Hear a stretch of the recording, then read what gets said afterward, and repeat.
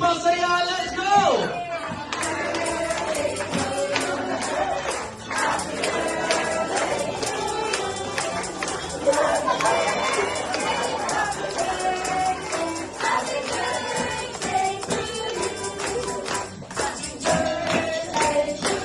One more!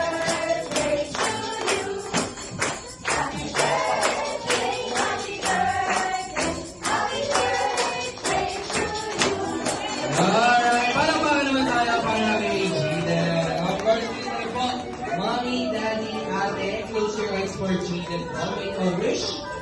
Make a wish for our celebrant Jaden.